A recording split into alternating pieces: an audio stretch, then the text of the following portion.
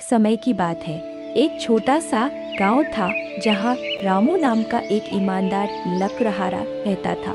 वह हर रोज जंगल जाकर पेड़ काटता और लकड़ियां बेचकर अपना गुजारा करता। एक दिन वो नदी किनारे एक पेड़ काट रहा था, तभी उसका कुल्हाड़ी हाथ से फिसलकर नदी में गिर गया।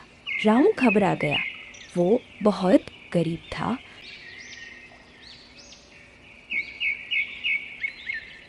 नई कुल्हाड़ी खरीदने के लिए उसके पास पैसे नहीं थे।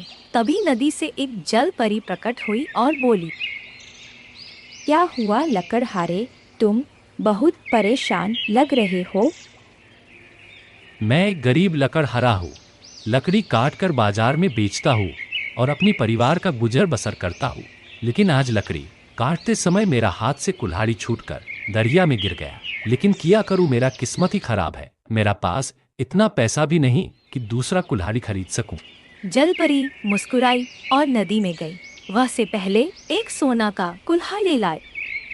या ये तुम्हारा कुल्हाड़ी है? नहीं नहीं देवी, ये मेरा कुल्हाड़ी नहीं है, मेरा दूसरा कुल्हाड़ी है। फिर जल परी ने चांदी का कुल्हाड़ी लाई। नहीं देवी, यह भी कुल्हाड़ी हमारा नहीं है, मेरा कुल्हाड़ी तो लोहा का है। अंत में जल परी ने लोहे की पुरानी कुल्हाड़ी निकाली और बोली, क्या ये तुम्हारी है? रामू की आंखें चमक उठी। हाँ देवी, यही मेरी कुल्हाड़ी है। जल परी बहुत प्रसन्न हुई रामू की ईमानदारी पर। उसने रामू को उसकी कुल्हाड़ी के साथ साथ सोने और चांदी की कुल्हाड़ी भी इनाम में दे दी। रामू बहुत खुश हुआ और धन्यवाद कहकर अपने गांव लौट आया।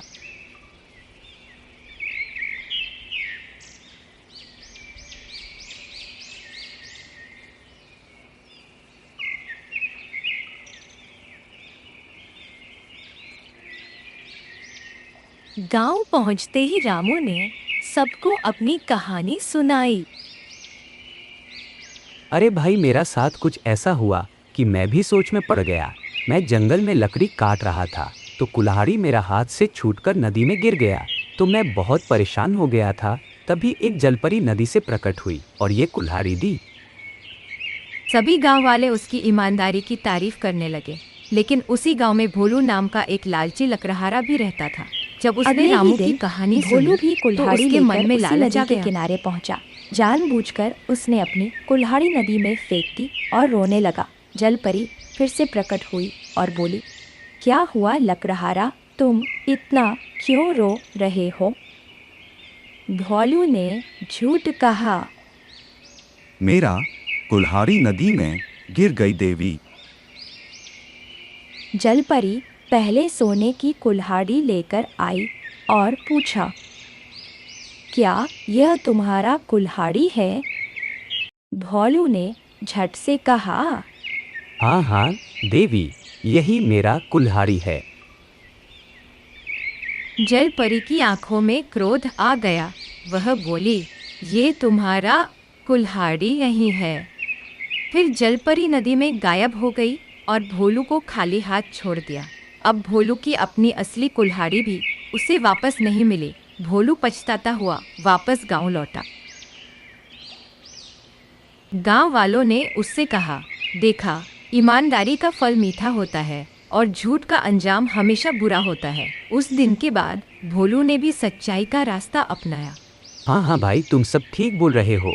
लालच का फल हमेशा बुरा ही होता है। आज इसलिए मेरा साथ ही ऐसा हुआ।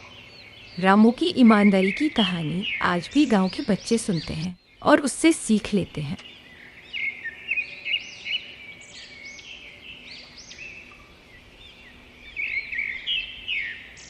रामू अब पहले से भी ज्यादा मेहनत और ईमानदारी से काम करने लगा। उसके पास अब 3 कुल्हाड़ियाँ थी, सोने की, चांदी की और लोहे की। लेकिन उसने कभी सोने और चांदी की कुल्हाड़ी से काम नहीं किया।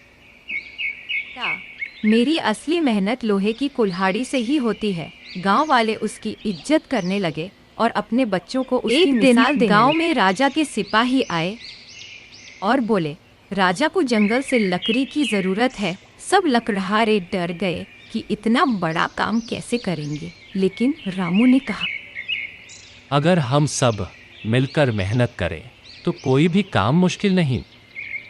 रामू ने सबको संगठित किया और सबने मिलकर जंगल से लकड़ी काटी। राजा को समय पर लकड़ियां मिल गई और वह बहुत खुश हुआ। फिर राजा ने पूछा, किसने यह सारा काम संभाला? सिपाहियों ने रामू का नाम बताया।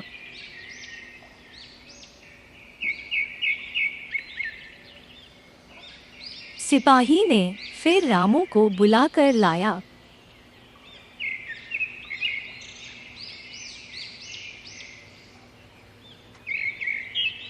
राजा ने रामू को दरबार में बुलाया और उसकी ईमानदारी और नेतृत्व की सराहना की। तुम जैसे लोग देश की असली पूंजी हैं। फिर राजा ने उसे गांव का मुखिया बना दिया और एक इनाम में सुंदर घर भी दिया। रामू कभी घमंडी नहीं हुआ, बल्कि और भी विनम्र बन गया। वह अब गांव वालों की मदद करता, उनके बच्चों को पढ़ाता और दूसरों को भी ईमानदारी की राह पर चलने को प्रेरित करता। उसकी कहानी आसपास के गांव में भी फैल गई। लोग दूर दूर से आकर रामू से मिलने और सीखने लगे। रामू अब सिर्फ एक लकड़हारा नहीं था, वह अब एक आदर्श व्यक्ति बन गया।